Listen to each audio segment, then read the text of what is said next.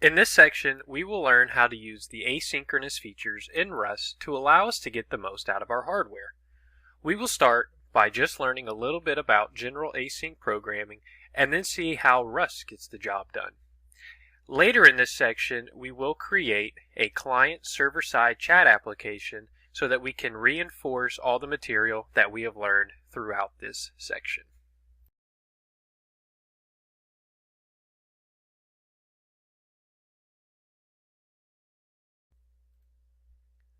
Let's quickly talk about async versus threads because they are different.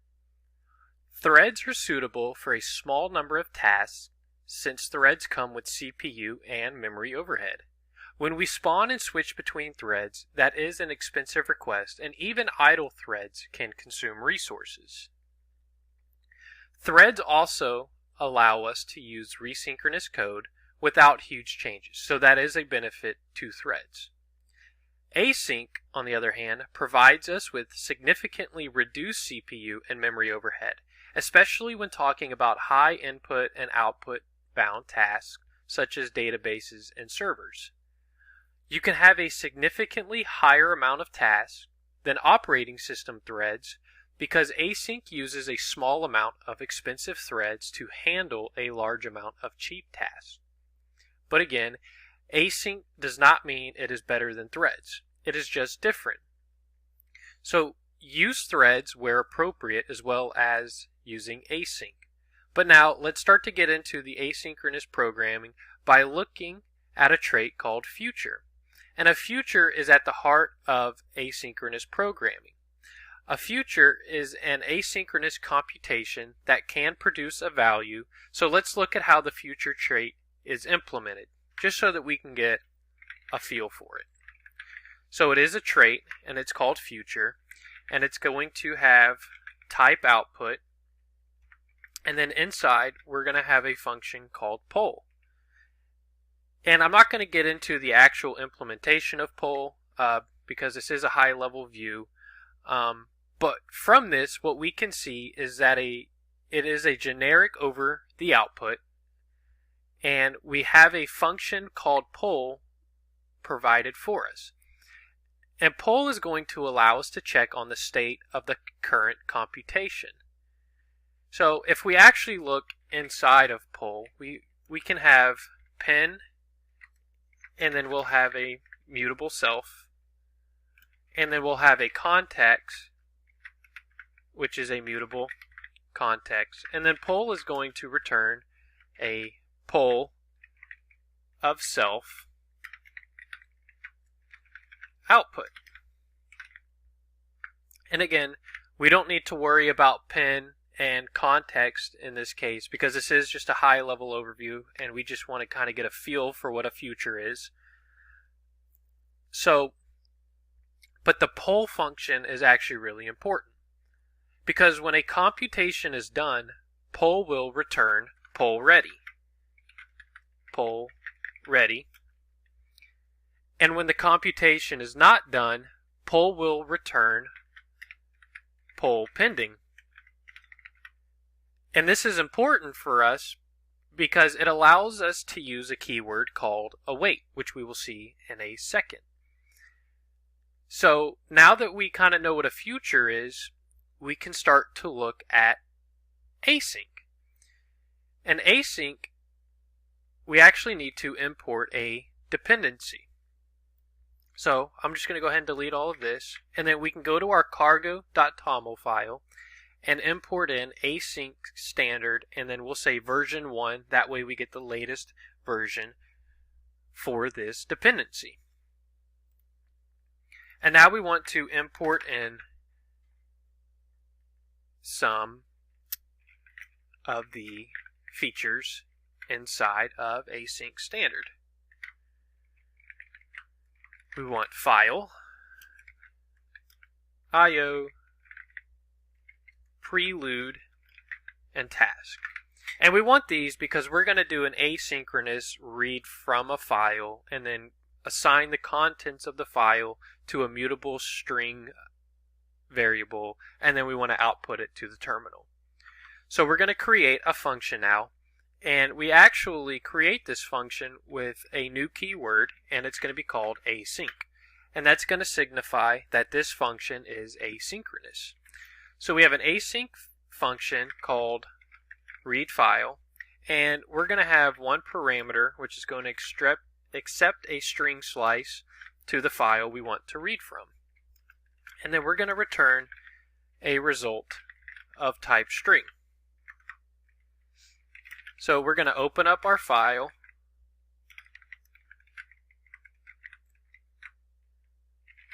point to our path, and then we want to await.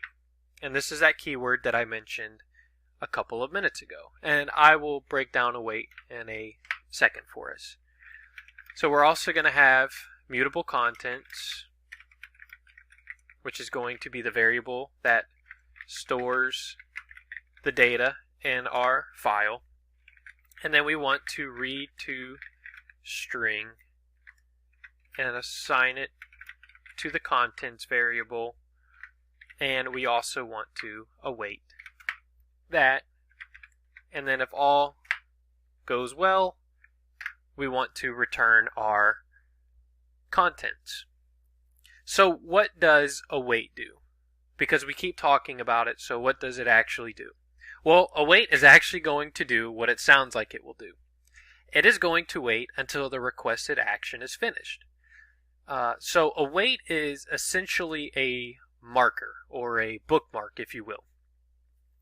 The code will wait for a future to produce its value.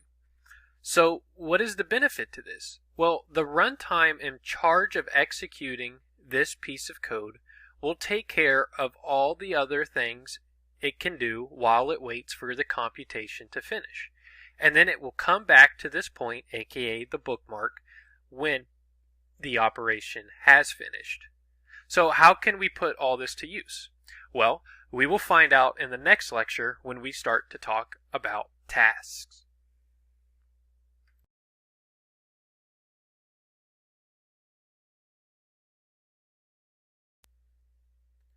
Let's take a look at how we can use tasks to run our futures. So inside of main, we're going to say let task equals task spawn, and now we're going to insert an async code block. And then inside this code block, we're going to say let result equals, and we want to call our readFile function, and we'll call read.txt. And now we want to await for the future result to be returned. And I went ahead and created a read.txt file, and I just gave it some contents that say file to read from. So something super simple. So now we can come back here and we can rematch on result, because we are returning a result from our function. So in the event that everything is okay, we want to return and print out the contents of what was returned to us. And then if we get an error, obviously we want to print out what our error was. So error reading from file. And now we want to print out our error. So spawn takes a future and starts running it on a task. And we can see that it returns a join handle, just like we saw in our concurrency section. So a task is very similar to a thread with some very minor differences. The task will be scheduled by the program, and if the task has to wait, the program is responsible for waking it back up. We also see that we have an async block inside of our spawn, and it is necessary to have an async block in order to call async functions. And then, just like in threads, we can call a blocking function to allow for the computation to finish. So let us do that. So we will say print line task has started, and now we want to call our block on. So this is our blocking function on task, which will allow it to finish. And now we will say stopped task. And now if we run this, we expect it to say task has started, and then we expect the contents to be printed out, and then we expect stopped task to be printed out after. And we see task has started, file to read from, which was the contents inside of our file, and then we see stop task. So tasks are one of the core abstractions in async. Like threads, they provide some practical functionality over the raw concept. Tasks have a number of desirable properties, such as being allocated in one single allocation.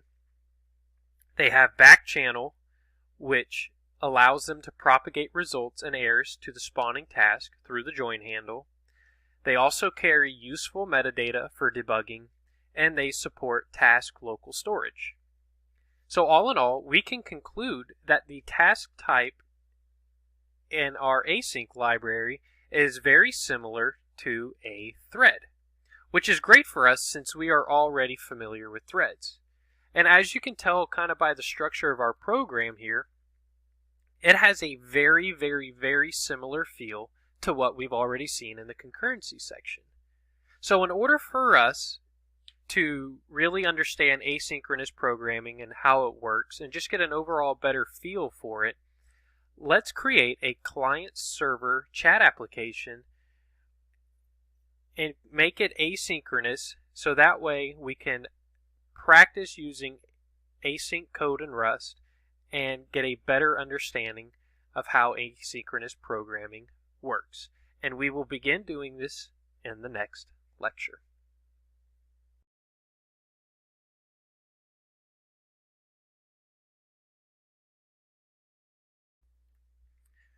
To start off our program, we are going to create a new library project using cargo, new, and then I'm going to call my program chat, and then we will use the lib parameter.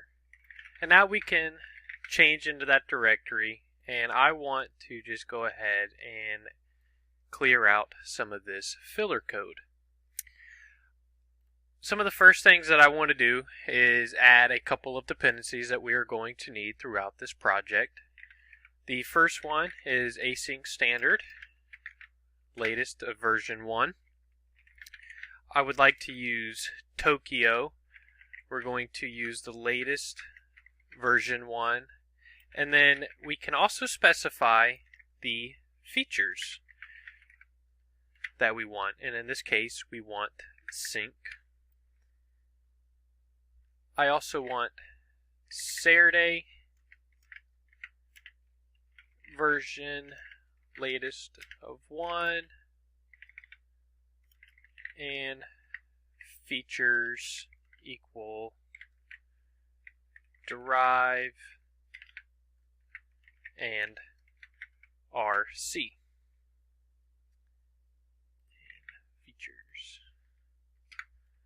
And then the last one, Saturday JSON, the latest version of 1. So, async standard we are familiar with since we've already used it. Tokio is another collection of asynchronous primitives, which is kind of like async standard. It is a well-known and very widely used crate, and it's a pretty large crate. So since we only need one component from it, we can specify features, which is what we did, and then we said, hey, we want sync. So what Cargo is going to do is it's only going to provide us sync from the Tokio crate. That way we don't absorb in everything else that comes with Tokio. We only get what we need. And then we have Saturday and Saturday JSON, and these are crates that give us easy and efficient tools for generating and parsing JSON, which is what our chat is going to use to represent data going over the network. So now we can create a few additional files and directories to kind of finish setting up our project. So inside source, we're going to want a new file, and we're going to call it utils. And then we also want a new directory called bin for binary. And then inside of this folder, we want our client, and then we want another folder called server, which is where all of our server logic is going to be. And in this case, we have a couple of files we'll need. We'll need a main, we'll need a connection, we'll need chats, and we'll call this one chats map. So client is a single executable file. Let me clean up all of these really quickly. Alright, so our client is a single file executable for the chat, and our server is the executable for our server, which will be spread into those 4 different files we created. So now, let's take a look at our utils file, and we can start defining some types that we will use throughout the application. So utils is going to contain our utilities that we will use throughout our application. So the first thing we want is we want our standard error, and now we're going to create a couple of types. So our first type is going to be our chat error, which is going to be a smart pointer of a box using an error, and it's going to have a send, sync, and a static lifetime. And then we're also going to create a chat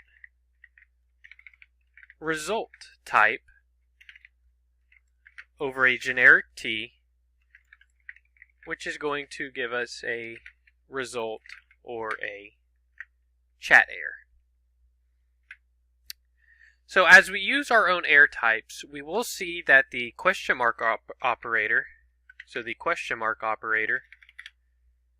will automatically be able to convert different error types into a chat error by using the standard libraries from trait to the type we implemented right here.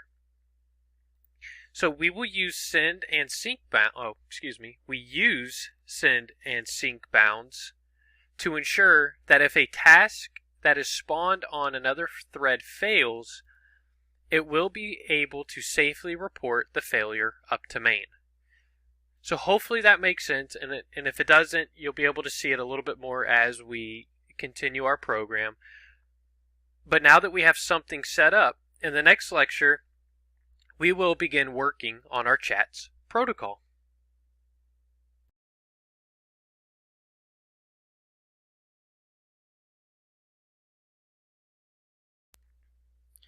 So now we can go over to librs and begin creating our chat protocol. We want to implement going from the client and from the server, so we will create 2 enums, client and server. But the first thing we're going to do is add in a couple of use statements that we're going to need. So we need to add in Saturday, and in here we want deserialize and serialize. We also want to use standard sync and arc. And then obviously bring in our utils. So now we can create our 2 enums. So we'll have our client enum, which is going to contain join. We're going to have a chat name of arc string, and then we're also going to have a post, which is going to be chat name and contain a message of an arc string.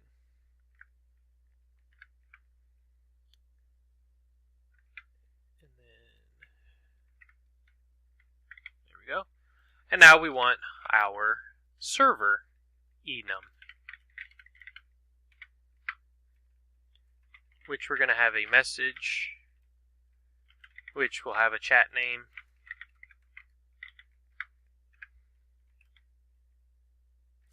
and then obviously we'll have a message.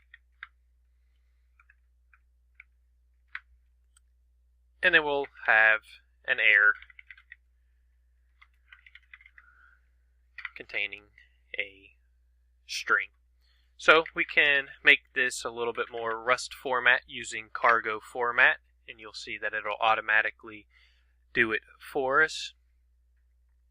So now let's test out our setup real quick to make sure we are sending and receiving messages in the JSON format like we wanted. So we can run test, and then we'll say test our client. And then in here, we'll add a use statement. We'll use, and now we'll say let client equal client post.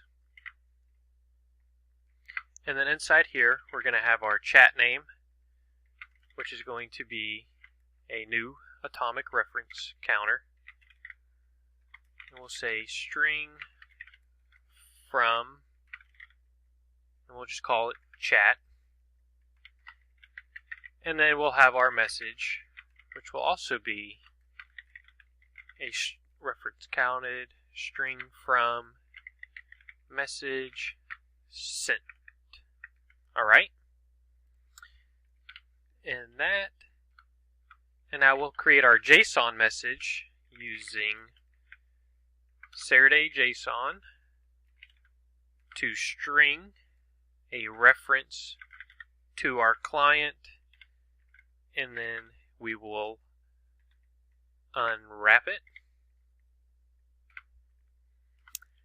And now we will assert equals JSON, and now we want to create a JSON formatted post manually, so we'll do that right here, and it will be post chat name chat. Now we have our message, which is message sent. Now we will add, there we go. And we will also do assert equals Saturday JSON from string, so return it back from a JSON value.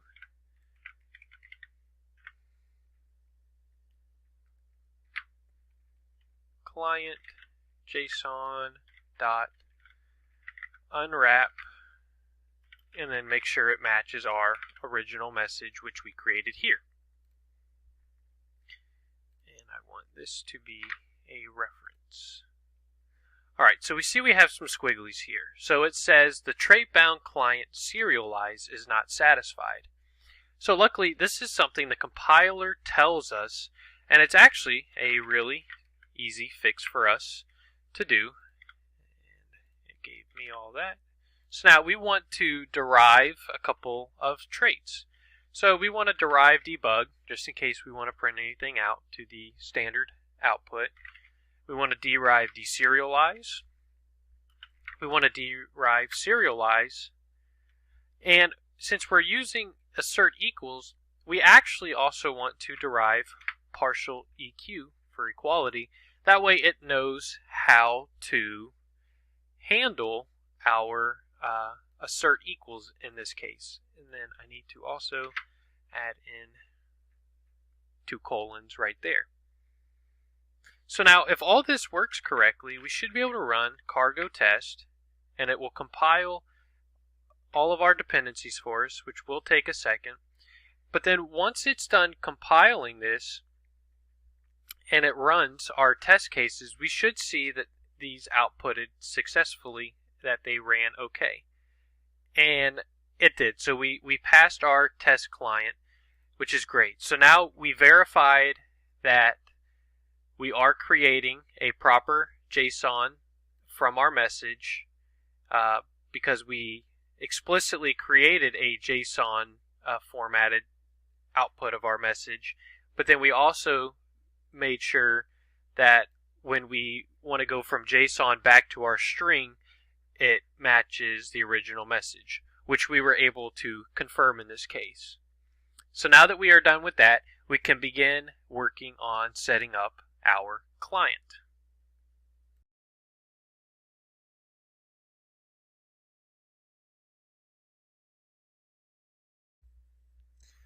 Now that we have our chat protocol set up, let's start working on implementing our client. Our chat is going to read from standard in and then send it to the server. So let's start to add this logic to our client file. So client.rs. So as usual, the first thing that we want to do is add in a couple of the use statements of dependencies that we're going to need. So we'll need async and then everything inside the prelude.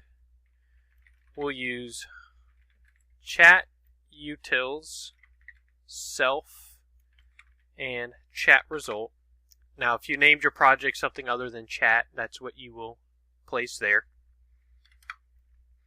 And then we're going to use async standard, IO, and net. And now we know that the client is going to send messages, so we are going to create an asynchronous function called send that will accept one argument, a mutable TCP stream, and then the function will return a chat result. So we can set that up, async send mutable send variable of net TCP stream, and we're going to return a chat result. So our chat is going to have a few options and we want the user to be aware of them. So we can just go ahead and print them out. So we'll say print line, and we will have our options, and we'll have join chat, post chat message, and then to exit the chat you'll do Control D on Unix or Control Z on Windows to close the connection. Alright, so now that we have that out the way, we are going to take the standard input and then wrap it into a buffer reader so that our data is now contained inside a buffer. So we'll say let mute options equals IO buff reader for buffer reader, a new one on the standard in lines. So we call lines so that the user's input is processed on a line-by-line basis. Since it is processed line by line, we can start setting up logic to parse each line and match it on a value in our client enum. We will want our logic to send the value to the server if it successfully matches. Otherwise, we want it to generate an error and continue in a loop waiting for the next command. So let's start working on that logic. So while let sum option result equals option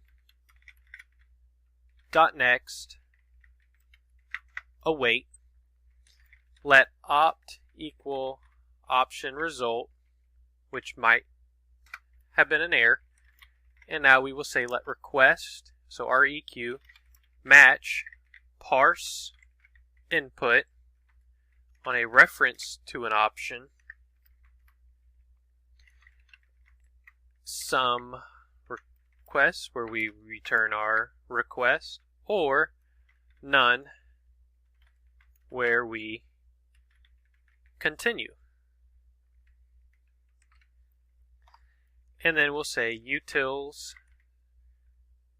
send, and what did I name my, oh, I have not, send, we'll say send JSON, and mute send and request dot await.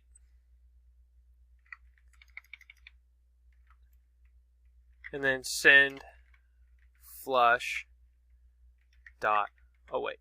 Okay, so we have a lot going on in here. So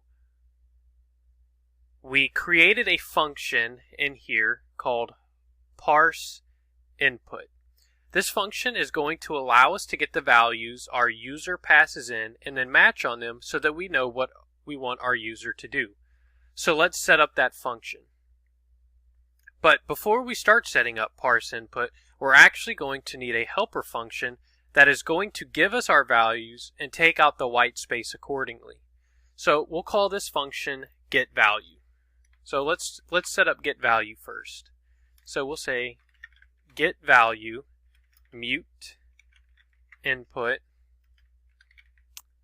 reference to a string slice, and then we're going to return an option with references to a string slice.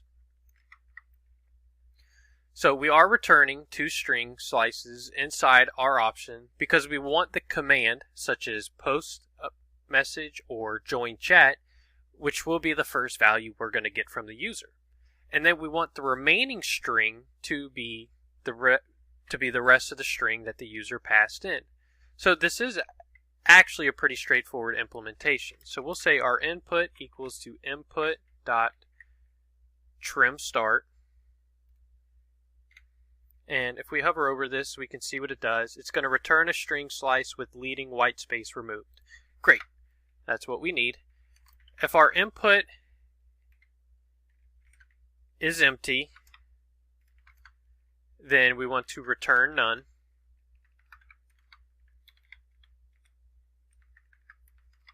Otherwise, we're going to match on input.find char is white space, and then some white space will return some, and input from the beginning all the way to the white space. I don't like how it did that.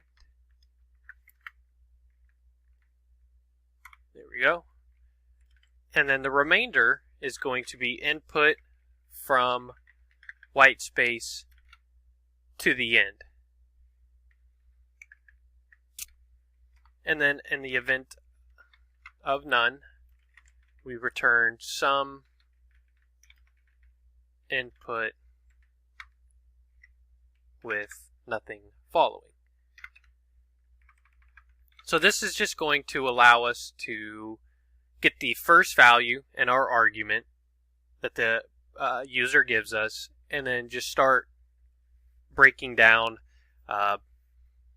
the command that they are putting in. So now we can start implementing our parsing input. And these two functions will make more sense when you actually see the arguments that our user is going to put into our program.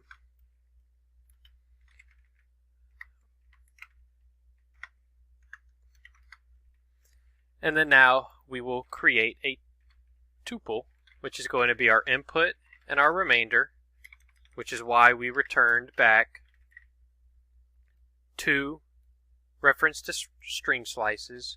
And now we will say get value of our line. And then if input equals join, so remember that is an option for our client. So if input equals join, let chat, and then we'll say remainder equal get value on the remainder. And then if remainder does not equal trim.start.is empty, return none. Otherwise, return some client join, and now we set up our join. And we have our chat name, which is going to be a atomic reference counter, and then chat dot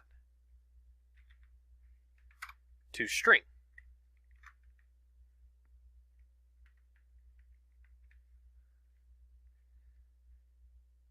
And then else if input equals post.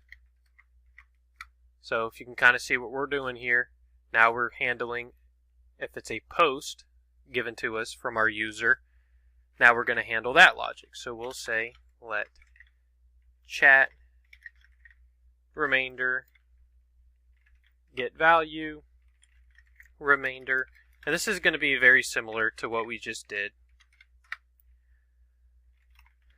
So we'll say let message equals remainder dot trim start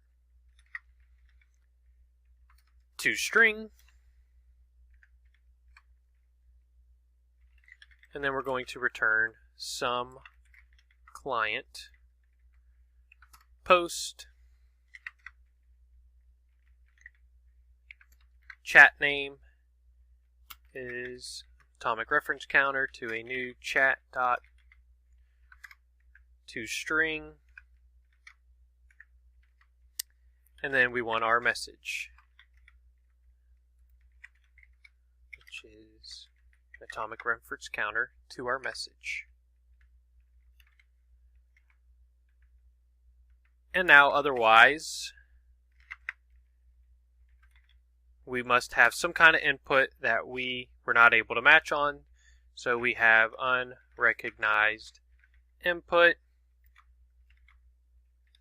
and let's print out whatever the user gave us, and we will return none. And then just to make this pretty, expected one of the following, so on line 12, let request equals, okay, and then now line 35, if not in. So now let's make everything line up good. So awesome. So we have in here a call to utils send JSON, but we haven't implemented that yet. So let's begin doing that in the next lecture.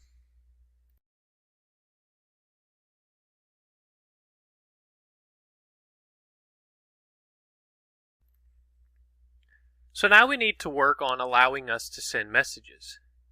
So we're going to need to implement the function that we already called here, called sendJSON, that our client and server are both going to use.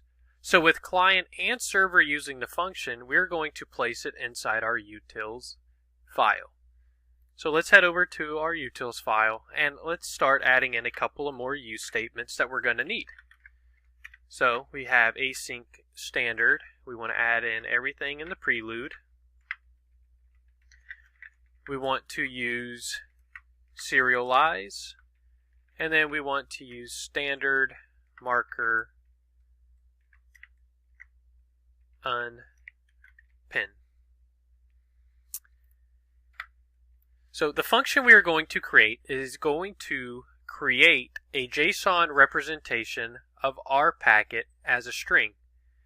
Then we will add a new line to the end of the string and write it all to leaving. So let's begin to set that up so that y'all can see what I'm talking about. So we're going to say send JSON. We're going to have two generics, O and P.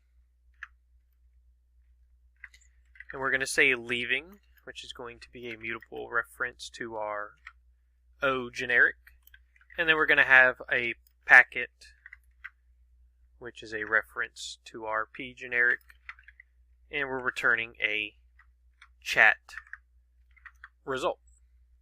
So we have a generic O and P, and now we can define a couple of constraints on it. So we will need a where clause. So up here we will say where O is async standard, IO write and unpin, and then P implements serialize. So let's cargo format that to make it look better, and there we go. So now we have our O generic, which must implement write and unpin, and then our P generic, which must implement serialize. So now we can turn our packet to a string and then write it to our leaving argument. So we'll say let mutable JSON equals Saturday JSON to string, and do that with our packet. And then we want to push in our new line character, as I said earlier. And now we're going to write it to leaving. Write all JSON as bytes dot await. And now we want to return OK.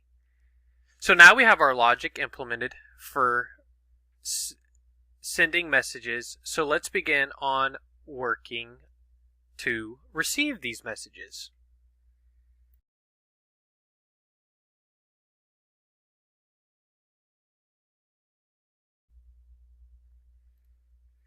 This function will also be used by our server and client. So again, we will add this function to our utils file. We will need another use statement. So we'll say use Saturday day and deserialized own. So the function we are going to implement is going to be relatively similar to our send JSON function. We are going to have two generic types. One generic type is going to implement the asynchronous buff read and unpin. Our other generic type is going to need to make sure deserialized owned is implemented, which is a more strict version of the deserialized trait. The reason we are doing this is so that our deserialized values being returned to our caller, aka the client, need to outlive the buffer we are getting our messages from. So deserialized own is always going to be independent from the buffer, which means we will satisfy that requirement. So let's begin implementing this. So we'll have our receive function with two generics, and then we have incoming I, and then we're going to implement a stream where the item is of a chat result, where, and now we begin to add in our restraints. So I needs to make sure that buff read and unpin are satisfied, and then T needs to make sure deserialized owned is satisfied. And now we will take our incoming lines and we're going to map these line into a closure, chat result T, and in here we're going to say let li equals line, and then let message Saturday JSON, Saturday, not send,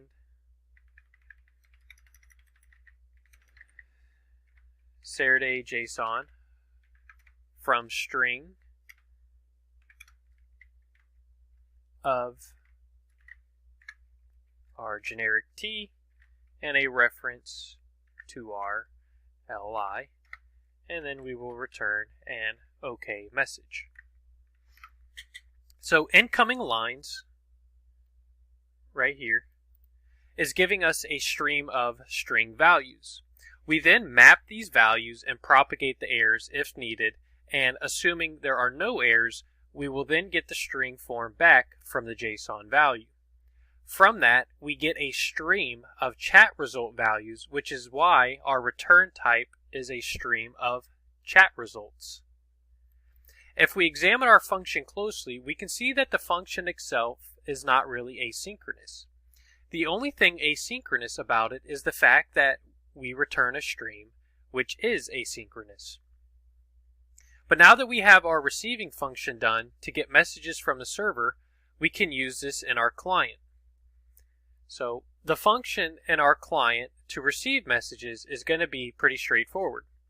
We will have one parameter that is going to take a socket to receive the message from and then create an asynchronous buff reader.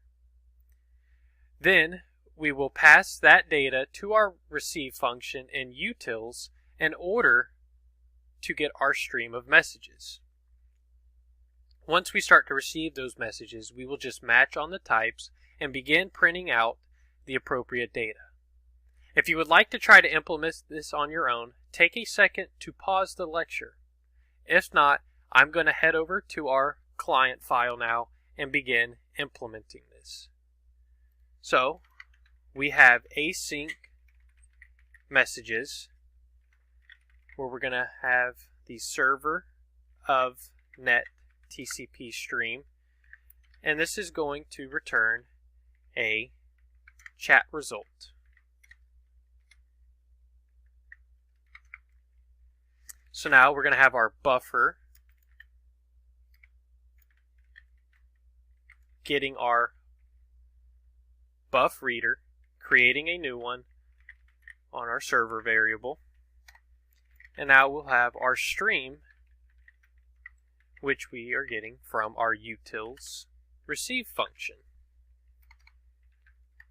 So while let some message equals stream dot next dot await, we want to match on the message.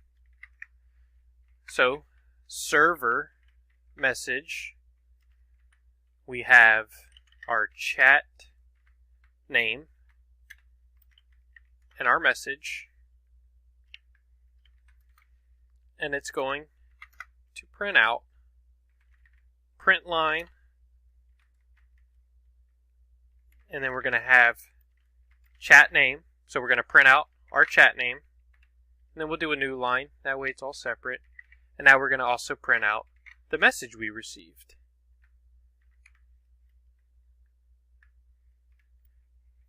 And so then we'll put us on a new line after. So we have chat name and message. Otherwise, if it is a server error message, we will return a print line saying error received, and then we want to print out that message. And fix that typo. And if once we're all good there, then we just return OK. So now we have our implementation for receiving messages from the server to our client. So we will take a pause here and then continue working on our client in the next lecture.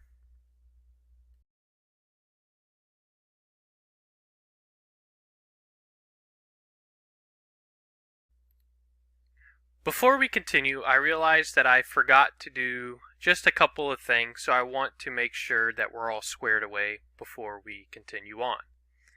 In lib.rs, we need to add this line to our server as well. And then inside of client, we need to add in use chat server client. That way we can reference our enum types, client and server. And then we also want to bring in use standard sync arc. And so once we have that, now we have enough implemented to allow us to create our main function inside of our client.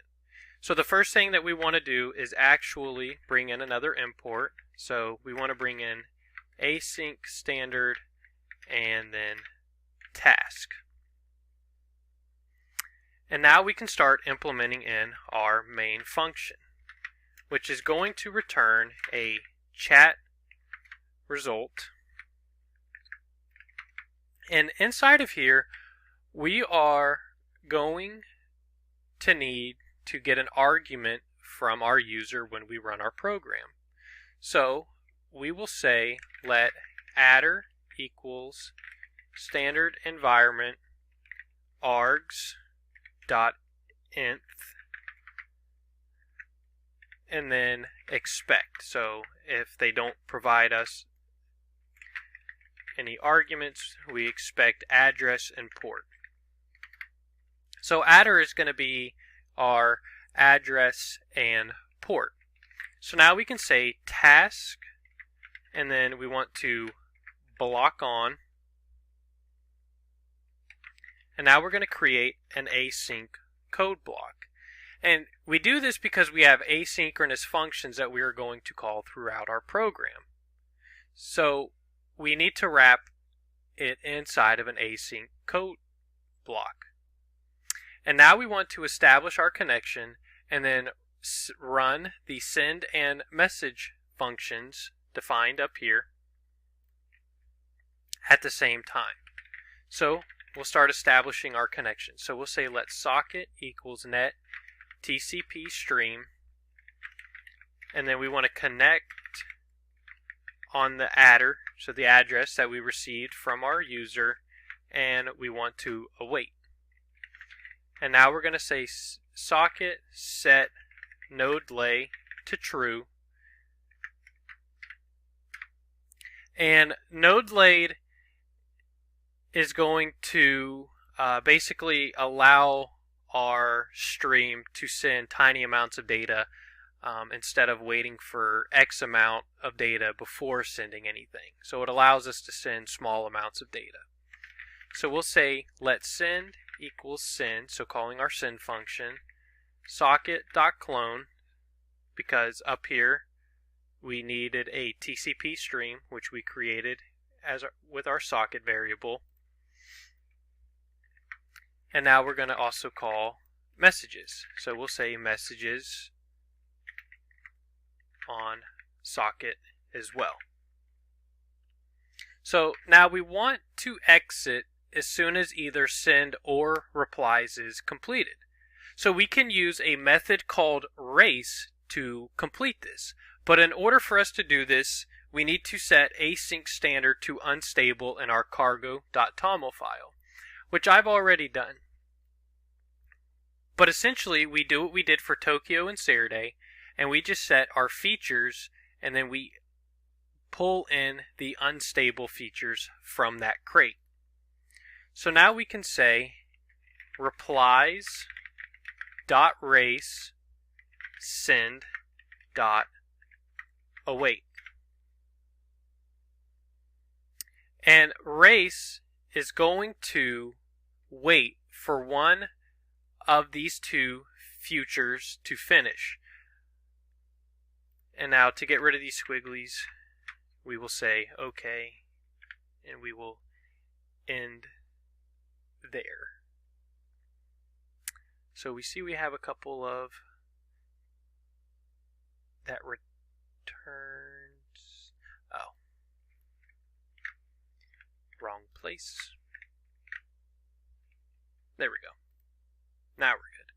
So race is going to wait for a future to return as ready. And then whichever one returns as ready first gets used and the other future is dropped. So if send finishes first, then this is dropped and we continue on with the send information that we received. And then it also works in the vice versa way. And so now we have some logic done inside our client's main function. So now we can begin moving on to setting up the logic for our server.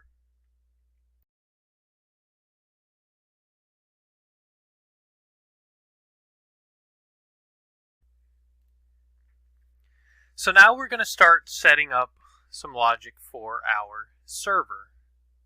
So the first file that we're going to set up for our servers is our chats file. So let's go ahead and start adding in some of our use statements. So we're going to use async standard task. And then we're actually going to go ahead and start referencing another type in our connection crate, which we will set up a little bit later. And now we're going to also use an atomic reference counter, and we will start using our Tokyo broadcast crate. So as I said, we will implement the leaving type shortly, but we can see that we're now using Tokyo's broadcast. And broadcast is a channel that is going to carry our messages and send them to the members of our chat. So the first thing we need to do is create our chats struct. So we'll create our chat struct and say name arc string. And then we'll have our publisher, which is going to be a broadcast sender arc string as well. So name is going to refer to the chat group, and publisher uses broadcaster sender, which refers to the sending side of the chat's broadcast channel. So with this struct set up, we can now implement a few methods. The first method is going to be new, which is going to create our broadcast channel, and for now we'll just have it set to 1,000 messages. So we're going to implement this. So we have new, and it's going to contain our name, which is a reference counter to a string, and it's going to return a chats. So we'll say let publisher underscore equals broadcast channel, and then 1,000 messages. So broadcast channel is going to return a publisher and a receiver, but we don't care about the receiver, so that's why we just went ahead and put an underscore there. And now we want to return our chat. So as I said, we don't care for the receiver, so that was why we used an underscore. And now our next method is going to be called join. So we'll have join. It's going to have self and a atomic reference counter to a string. And we're going to return chats. So now we're going to create a variable called let receiver equals self dot publisher dot subscribe, and now we will spawn a task and call a sub method, passing in our name,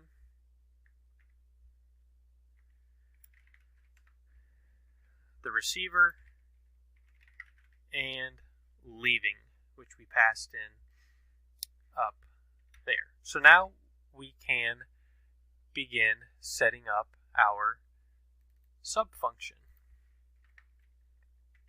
So it's going to be an asynchronous function called sub. And we're going to have a chat name of a string, a mutable receiver of broadcast receiver, an atomic reference counter to a string, and then we will also have leaving, which is of type leaving. And again, we will implement leaving in a second. So inside here, we're going to have a loop, and we'll break down this function in a second in more detail. So we're going to have receiver dot receive dot await, and then OK. We have a message, server message. So we need to bring our server into scope.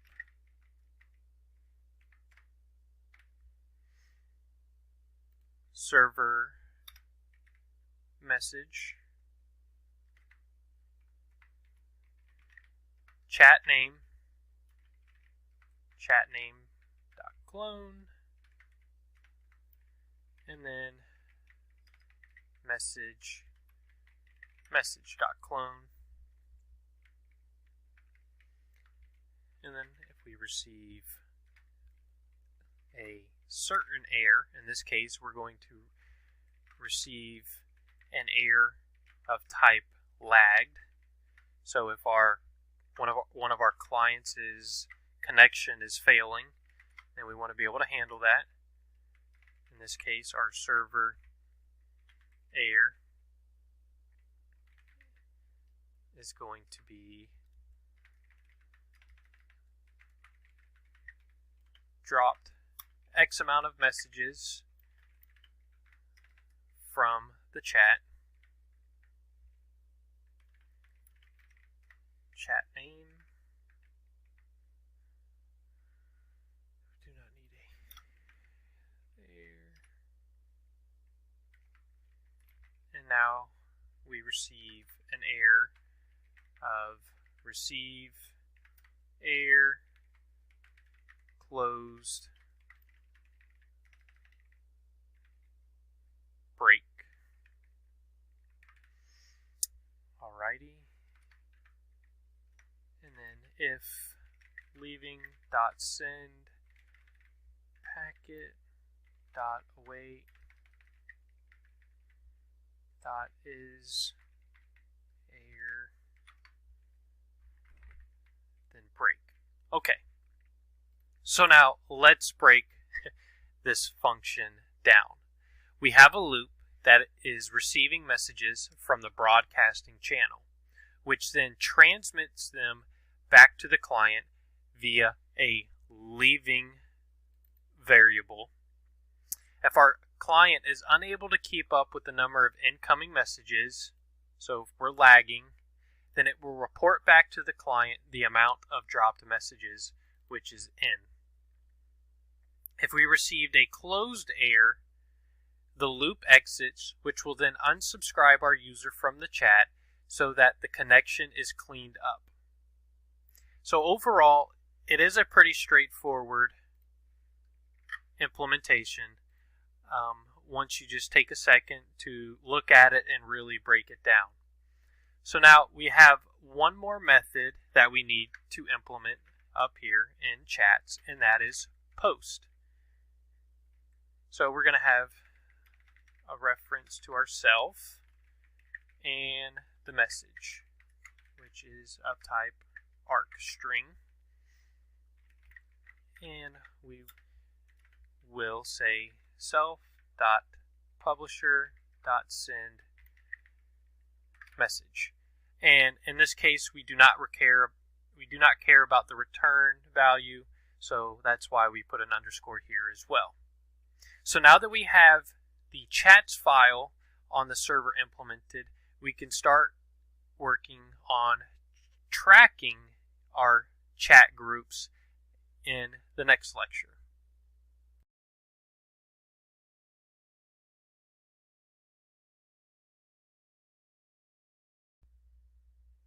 So now let's start working on our chats map file. And this is just going to allow us to keep track of all the chats our users have created. So let's go ahead and add in some use statements that we're going to need. Standard collections hash map and standard sync arc and mutex. And now we can create our chat tracker struct, which is going to be a mutex on a hash map that has a arc string and an arc chats. And our chat tracker is obviously a mutex protected hash map that is going to map chat names to the actual chats. So now we can start implementing a few methods on our chat tracker, with the first one being new. So we can say pub effin new, and we're going to return a chat tracker, and we have a chat tracker mutex new, and now we have a new hash map. And that's all we need to do here. So the next couple of methods that we're going to have are actually very similar to each other. So we're going to have pub effin find and pub effin find or new. Find is going to be used when we post, since we know the chat should already exist. And then find or new will be when we join a chat. If it exists, join it, but if the chat does not exist, then we want to create a new one. So let's start implementing find first. So we're going to take a reference to self, and then we're going to have a reference to a string. And then we're going to return an option to an atomic reference counted chat. So then we just have self lock unwrap get the name and then clone it. Cloned. There we go. And now for find or new, it's going to be very similar. So self name a reference countered string, and we return a reference counter to chats. And then lock dot unwrap entry name dot clone, or insert with arc new chats new name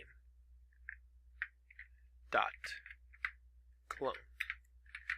And let's make this follow convention, cargo format, so everything looks good there. So again, these two are pretty straightforward in what they are doing, and that's all we need to do in our chat maps file.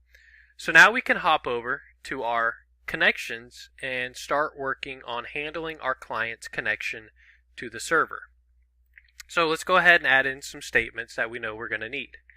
So we'll have async standard IO buff reader, async standard net TCP stream, async standard prelude, give us everything, async standard sync arc, and then chat utils self chat result, and then chat client server. So now we are going to create a function called handle, pub async fn handle, and handle is going to take care of each incoming connection. So our implementation for this will actually be pretty straightforward. So we're going to have a socket of type TCP stream chats, which is going to refer to our chat tracker. And now we want to return a chat result. So one thing that we're going to need is a struct to handle outgoing messages. We will take ownership of the TCP stream and then wrap it inside a mutex so that only one task can use it at a time.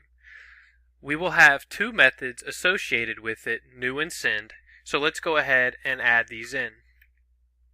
So we're going to have a struct, and we're going to call it leaving, and it's going to be a mutex wrapped around a TCP stream.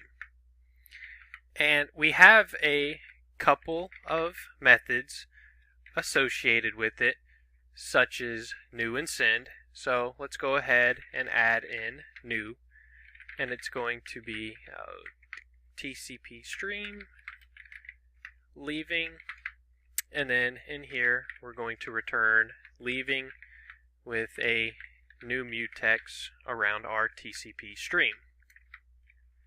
So now we're going to have an asynchronous function called send that refers to self and then packet of the server, and it's going to return a chat result. So now we need to get the lock, self 0 lock await, and now we can send JSON a reference to our lock, to what our lock has, and so we need to dereference it and then pass in our packet and await it. So if we look at what's going on here, we're taking our lock and our packet and using the utils send JSON. And so we see we have leaving, which is a mutable generic O, and then our packet. So everything is lining up accordingly. So now we want to lock, flush, await, and then return OK. So now we can implement our core logic inside of handle for our server's connection. The logic that we're going to implement is actually going to look very similar to our client's messages function here. So this is something that we've relatively have already done before, so let's just go ahead and start implementing it. So we have a leaving socket clone. So we have a new atomic reference counter of leaving, of our leaving struct, excuse me. And now we're going to create a buffered on our buff reader, new on our socket, and then from the client we want to receive buffered. And then while let sum request result equals from client next await, let request equals request result, and now we will say let result equal match on request, and this is where we've kind of already have done this before in our messages. So we're going to say client join chat name, and now we'll say let chat equals chats finder new, which we had recently implemented, and then on chat name. So we want to see if that chat already exists, and then join it. And now we can return OK. Now we have client post for when we want to post messages. We have chat name and message, and we're going to match on chats find and chat name. And then inside here we have some chat.post. We want to post our message. Return OK. Otherwise, none. And now we want to return our error. Chat does not exist. The chat name.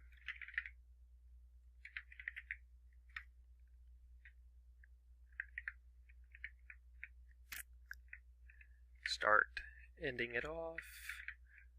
And then if let error message equals result, let report equals server error message. So what we're doing here is we're really just tying everything in to what we have already implemented into our server's logic. And I need to move this up to right there. And then down here we return OK.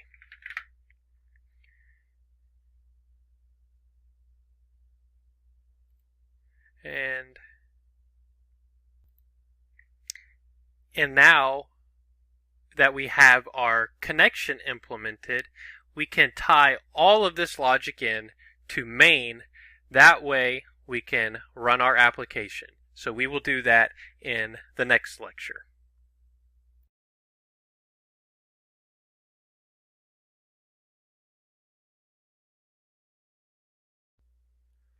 Before we continue, I want to address a couple of mistakes that I realized that I made. That way our program will work smoothly by the end of this lecture. Inside of our chats file, we need to add this use statement so that we can bring receive error into scope. That way we are able to use it down here in our sub function. We also need to change arc string to arc leaving in our join method. And then we need to remove from our join method that we were returning a chats struct. And that's all we needed to do inside of this file. Inside of connection, I realized that I left off that question mark on this line. So if you did as well, make sure you add that in. And then up here, we need to bring our mutex into scope, into our async standard library, as well as chat tracker from our chats map crate. And then once you've done that, we are all squared away to be able to start implementing in our logic to tie everything in together and have a working application. So the first thing that we need to do is bring some items into scope, such as task, chat result, sync arc, and then use standard net, net, and async standard. There we go. Net. Now we want to reference our connection file, our chats file, and our chats map file. We want to bring in our connection handle function. That way we can just say handle instead of typing out connection handle. And now we can create main, which is going to return a chat result for us. And this is going to be set up very similar to what we did inside of our main function in client. We're going to have an address that we're going to get from the command line.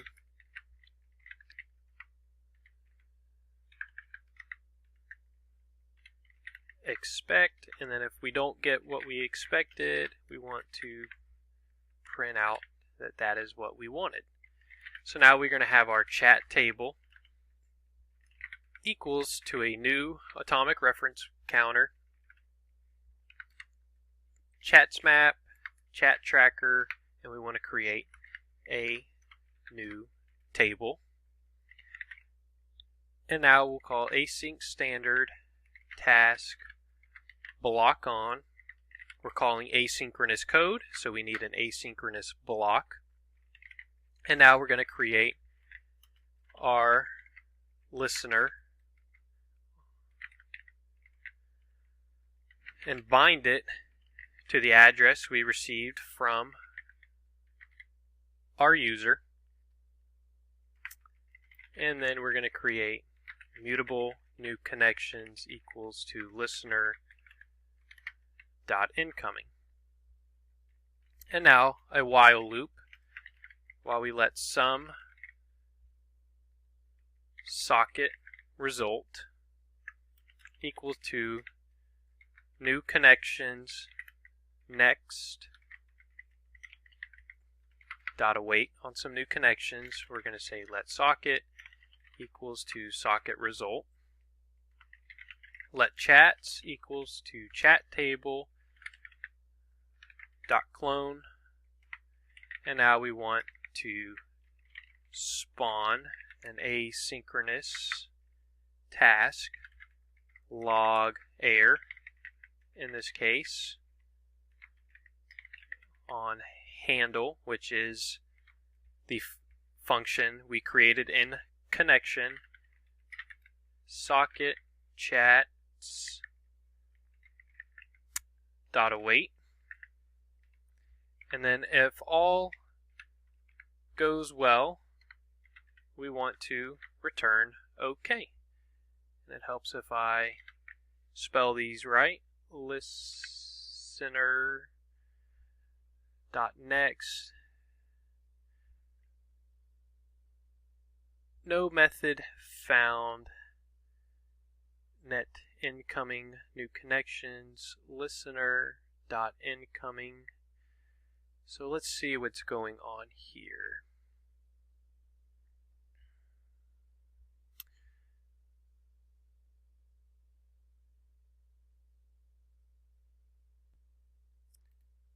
So to fix next, saying that it's not available in scope, we need to add in use async prelude and then take in everything. And now we need to implement our log error function, which is going to be a super simple function for us. It's just going to be a result of a type chat result. And we'll say if let error of error equals result. Now we just want to print this out for us.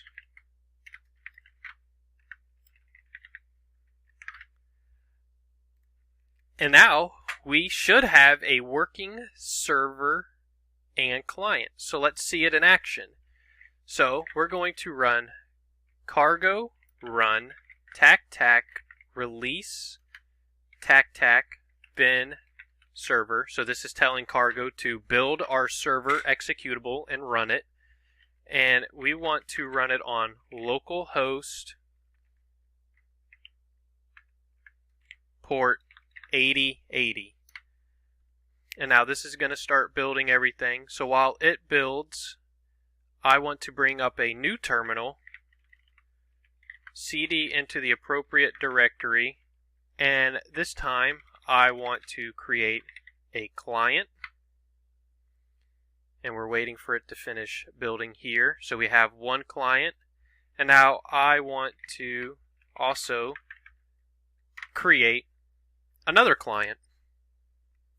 And now what we can do is say join, and we'll call this chat1, and we'll come back to our other client, say join chat1. So now both of our clients are in the same chat room, and so we'll say post to chat1 our message. So we'll say client to's message. And if we go over to client 1, we'll see that our message printed out. So now if we say post chat1, and now we'll say client 1's message, we should see it on client 2. And we do. So congratulations on creating an asynchronous client-server chat application. I hope you enjoyed creating this and learned a lot in the process. Please feel free to ask any questions about anything we did during this project.